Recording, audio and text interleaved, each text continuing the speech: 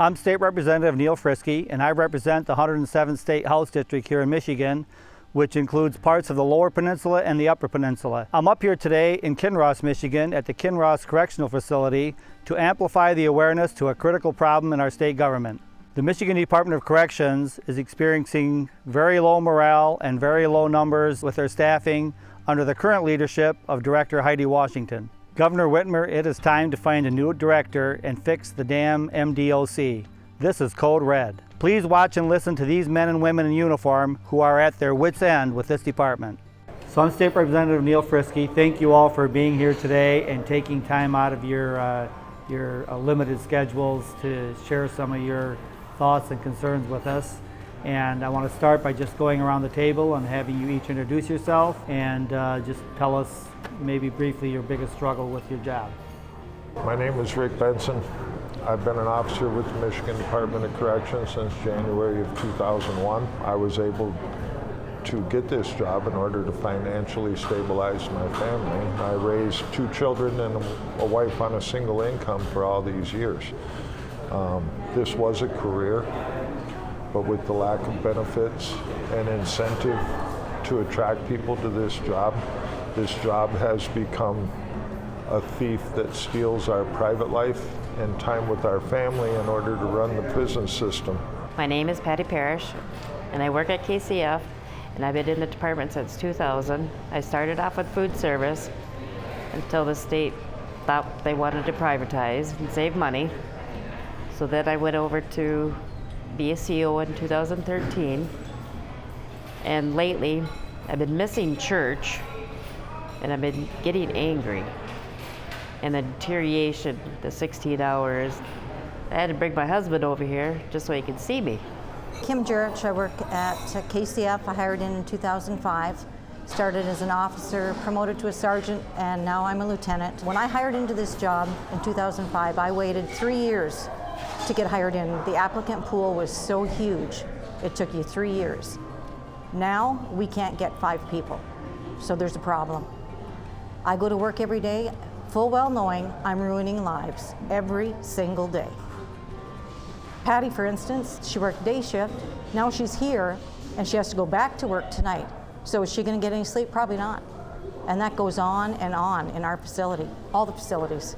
People don't sleep, and they come into work, and we expect them to give us 8 hours, 16 hours, 20 hours a day. The mandates are out of control at our facility. I think the reason people would quit is most of these newer people that have less seniority get mandated 4, 5, 6 days in a row. Mandates are out of control. In July, I saw my boy twice, 2 days, because of this. So I'm ready to go. Out of, I think, my 20-some working days in July, I worked 18 of them, most of them doubles, almost all of them. I've been with the department for 23 years. I'm a lieutenant on night shift at KCF, and with Kim, I mandate people every single night. Every night I'm coming in at least 6 or 7 short, and it just can't be, we can't sustain this anymore. 3 days ago I talked to an officer who said his wife came to him, and between Saturday and Saturday, she had seen him for 2 hours. And you just can't have a life like that. He has a kid he has to take to medical appointments every other day, and he can't do it because he's always at work. My name's Roy Headley. I've been with the Michigan Department of Corrections for over 26 years. And the reason we're not able to keep people is when we get new people, we just grind them in the ground with the mandates, and they just can't stay. We can't sustain that. We don't have any mechanisms that are keeping them or tying them to this job. The benefits and retirement that were there decades ago are not there anymore. There's nothing keeping these people here because they can find what we have anywhere else. We need a mechanism to keep people. We need the ability to build our numbers back up so we can climb out of the spiral we've been in for the last 10 years. It's been a down spiral effect for all of us. Each and every one of these officers are feeling pain from the mandates, the violations. None of them, didn't get to go to my my granddaughter's graduation because I'm stuck at work. I mean, I call and I affect the next person that's in line to be mandated, and they could have been mandated for 3 days in a row. How are your jobs currently affecting your life as opposed to whether if you had a regular 9-to-5 job in the private sector? Lack of sleep, just it affects everything. I mean, I stopped at a stoplight the other day, a 4-way stoplight, and I thought it was a 4-way. So I stopped, looked, and then I left. Another person I work with, she said she stopped at a stop sign waiting for the actual stop sign to turn green. You know, I mean, nobody can operate like this. I myself am a military, I'm a war veteran. This is way worse than being over in Iraq as far as lack of sleep, by far. What is a deal breaker that's causing people to quit?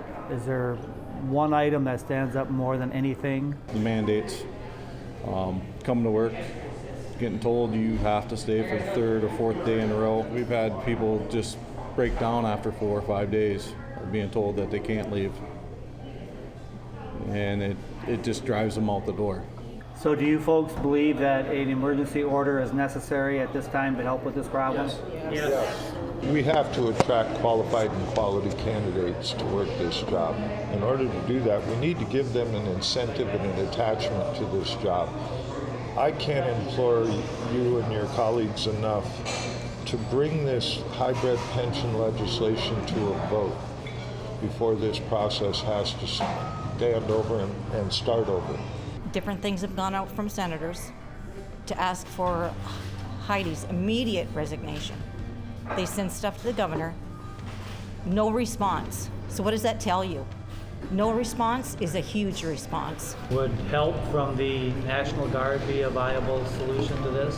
I think help from the National Guard most definitely would benefit us on a temporary level, but that's like putting a Band-Aid on a bleeding wound. We need incentives to attract full-time officers. That's the only fix for the long term here, is to make this a career again. Just in the month of July at URF, we've had 1,948 overtime shifts. We had 1,168 of those were mandatory overtimes, and 244 instances of being mandated back-to-back, which is a 32-hour rule violation. I can't look at these new young people anymore and tell them that it's going to get better, because I'm just lying to them. 901 mandates on first shift, 1,275 on second, and 1,006 on third. Closed hours, which are closed positions, too many hours to count. We have repeated first shift 32-hour rule violations, 207. Second shift was 43 of them. Third shift is 68. We have to come to a common ground for us. There's got to be some type of relief, some type of incentive. It's a job for all of us that apparently we're disposable because they think that we can just keep going like this. Nobody can. It's hard enough for us to. Yeah, we're a number. We have a number like a prisoner. That's truly what it is. We have a number. We are asking Governor Whitmer to help. We need help. That's all I can say. This is a sad, sad state of affairs for everybody.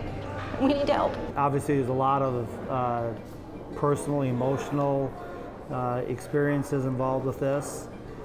This is a dire need. I was up here a couple months ago and did a tour, and it's very interesting because I was here with the director that day. I certainly didn't sense the need for urgency of action. I'm going to take this information that you guys have shared and get together with my legal people and see if we can't figure out a way to come up with a plan of putting those that are in authority on the spot to where they're forced to do something. So again, thanks so much for your time. Greatly appreciate it.